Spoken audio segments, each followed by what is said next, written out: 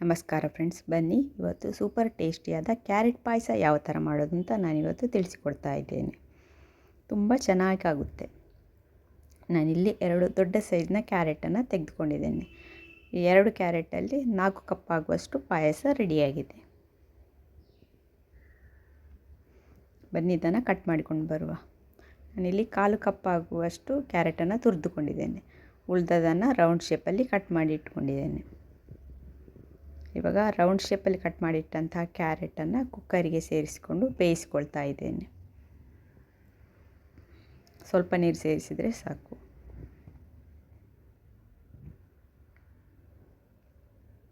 ಈ ಥರ ಮಾಡೋದ್ರಿಂದ ಪಾಯಸ ತುಂಬ ಬೇಗನೆ ರೆಡಿ ಆಗ್ತದೆ.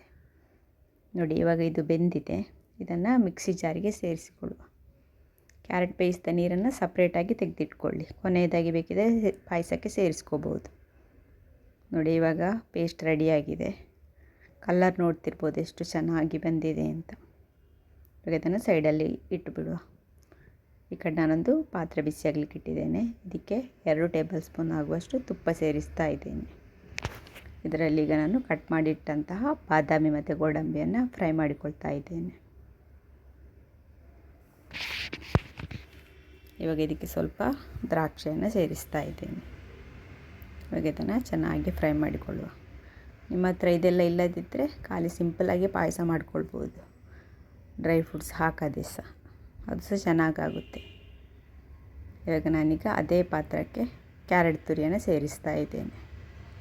ಇದನ್ನು ಅದರಲ್ಲಿದ್ದ ತುಪ್ಪದಲ್ಲಿ ಸ್ವಲ್ಪ ಹೊತ್ತು ಫ್ರೈ ಮಾಡಿಕೊಳ್ತಾ ಇದ್ದೇನೆ.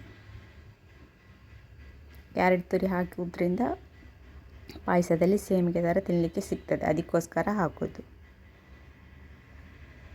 ನಿಮಗಿಷ್ಟ ಇಲ್ಲಾಂದರೆ ಡೈರೆಕ್ಟ್ ಹಾಗೇ ಮಿಕ್ಸಿಯಲ್ಲಿ ರುಬ್ಕೊಂಡೇ ಮಾಡ್ಕೊಳ್ಬೋದು. ಇವಾಗ ನಾನು ರುಬ್ಬಿಟ್ಟಂತಹ ಪೇಸ್ಟನ್ನು ಇದಕ್ಕೆ ಸೇರಿಸ್ತಾ ಇದ್ದೇನೆ. ಇವಾಗ ಇದನ್ನೊಂದು ಸಲ ಚೆನ್ನಾಗಿ ಮಿಕ್ಸ್ ಮಾಡಿಕೊಳ್ಳುವ. ಇವಾಗ ಇದಕ್ಕೆ ನಾನು ಹಾಲು ಸೇರಿಸ್ತಾ ಇದ್ದೇನೆ. ಇವಾಗ ಚೆನ್ನಾಗಿ ಮಿಕ್ಸ್ ಮಾಡಿಕೊಳ್ಳುವ. ನೋಡಿ ಕಲರ್ ಎಷ್ಟು ಚೆನ್ನಾಗಿ ಬಂದಿದೆ ಅಂತ. ನನಗಿದು ಸ್ವಲ್ಪ ದಪ್ಪ ಅನ್ನಿಸ್ತಿದೆ, ಅದಕ್ಕೋಸ್ಕರ ನಾನು ಇನ್ನೂ ಸ್ವಲ್ಪ ಹಾಲನ್ನು ಸೇರಿಸ್ತಾ ಇದ್ದೇನೆ. ಇದನ್ನು ಬೇಯಬೇಕಲ್ಲ, ಅದಕ್ಕೋಸ್ಕರ. ನಾನಿಲ್ಲಿ ಟೋಟಲಾಗಿ ಅರ್ಧ ಲೀಟರ್ ಆಗುವಷ್ಟು ಹಾಲನ್ನು ಸೇರಿಸಿದ್ದೇನೆ. ನೀವು ಬೇಕಿದ್ದರೆ ಸ್ವಲ್ಪ ಹಾಲು ಸ್ವಲ್ಪ ನೀರನ್ನು ಸಹ ಸೇರಿಸ್ಕೋಬೋದು. ಹಾಲಲ್ಲೇ ಬೇಯಿಸ್ಕೊಂಡ್ರೆ ತುಂಬ ಚೆನ್ನಾಗಾಗುತ್ತೆ. ನೀವು ತೆಂಗಿನಕಾಯಿ ಹಾಲನ್ನು ಸಹ ಸೇರಿಸ್ಕೊಂಡು ಪಾಯಸ ಮಾಡ್ಕೊಳ್ಬೋದು. ನೋಡಿ, ಇವಾಗ ಕುದೀತಿದೆ, ಒಳ್ಳೆ ಪರಿಮಳ ಬರ್ತಾ ಉಂಟು. ಇವಾಗ ನಾನು ಇದಕ್ಕೊಂದು 6 ಸ್ಪೂನ್ ಆಗುವಷ್ಟು ಸಕ್ಕರೆಯನ್ನು ಸೇರಿಸ್ತಾ ಇದ್ದೇನೆ. ನಿಮಗೆ ಸ್ವೀಟ್ ಜಾಸ್ತಿ ಇಷ್ಟಪಡ್ತಿದ್ರೆ ಜಾಸ್ತಿ ಸಕ್ಕರೆ ಸೇರಿಸಿ. ಬೆಲ್ಲ ಹಾಕಿ ಸಹ ಮಾಡ್ಕೊಳ್ಬೋದು. ನೀವು ತೆಂಗಿನಕಾಯಿಯ ಹಾಲು ಮತ್ತು ಬೆಲ್ಲ ಸೇರಿಸಿ ಕೂಡ ಈ ಪಾಯಸವನ್ನು ಮಾಡ್ಕೊಳ್ಬೋದು. ಗೋಡಂಬಿ, ದ್ರಾಕ್ಷಿ, ತುಪ್ಪ ಯಾವುದು ಇಲ್ಲದೆ ಸಹ ಪಾಯಸವನ್ನು ಸುಲಭವಾಗಿ ಮಾಡ್ಕೊಳ್ಬೋದು. ಇವಾಗ ಪಾಯಸ ಸ್ವಲ್ಪ ಗಟ್ಟಿಯಾಗ್ತಾ ಬರ್ತಿದೆ. ನಾನು ಇದಕ್ಕೆ ಸ್ವಲ್ಪ ಉಪ್ಪನ್ನು ಸೇರಿಸ್ತಾ ಇದ್ದೇನೆ. ಅಷ್ಟೇ, 1 ಚಿಟಿಕೆಯಷ್ಟು ಉಪ್ಪು ಸೇರಿಸೋದ್ರಿಂದ ಎಲ್ಲ ಸ್ವೀಟ್ ರೆಸಿಪಿ ಕೂಡ ತುಂಬ ಟೇಸ್ಟಿಯಾಗಿ ಬರ್ತದೆ. ನೀವು ಸಹ ಟ್ರೈ ಮಾಡಿ ನೋಡಿ. ನೋಡಿ, ಇವಾಗ ಇದು ಪಾಯಸ ಸ್ವಲ್ಪ ಕನ್ಸಿಸ್ಟೆನ್ಸಿ ದಪ್ಪ ಆಗ್ತಾ ಬರ್ತಾ ಇದೆ. ಇವಾಗ ಸ್ವಲ್ಪ ಏಲಕ್ಕಿ ಪುಡಿಯನ್ನು ಇದಕ್ಕೆ ಸೇರಿಸ್ತಾ ಇದ್ದೇನೆ.